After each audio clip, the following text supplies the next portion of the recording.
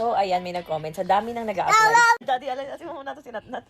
Sa dami nang nag-a-apply, mag-agency ka para safe. Sa totoo lang, dati nag-agency na ako ng mga staff, ng mga hinahire ko, ng mga security guard. Basta marami.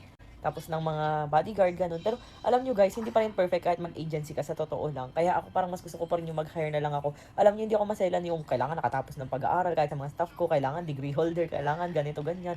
Kailangan ma-experience. So ako talaga tinitingnan ko lang kahit sabi mo walang pinag-aralan or what, wala experience or what, basta okay yung tao.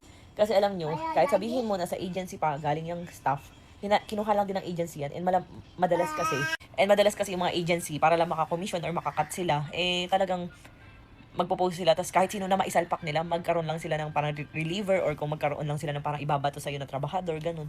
So, iba pa rin minsan yung referral, or check mo yung ano. So, eto, si Ate Dayan nga, dapat kapalit niya si Ate Andy. Kaso, mas naunang umalis yung isa. Kaya anong nangyari, naging kapalit niya si Ate Andy. So, ngayon, dahil nga si Ate Dayan, magsi-civil service, namimiss din ang anak niya, ganun.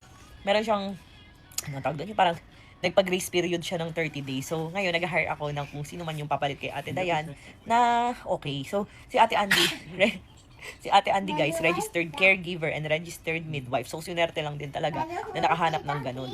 And ngayon nga, kailangan ko ng kapalit naman ni Ate Dayan. Kaya sabi ko nga, ayan, comment down below kung bakit kayo. Nag-screening din ako, nagtitingin ako. And tinutulungan din nila ako maghanap, ganun. So, pwedeng ma-hire na rin agad para maturuan ni Ate Dayan ng mga ginagawa niya kay Chingching. Kasi nakita niyo naman si Chingching. Ang ganda talaga ng pagpapalaki, like yung kumakain talaga siya ng gulay, hindi siya mahirap pakainin. Kahit ano isalpak mo sabi, kakainin talaga niya. Ayun. So, ayun. Ulitin ko, hindi ibig sabihin ng agency as safe na minsan nga doon pagaling yung mga pasaway, ganun.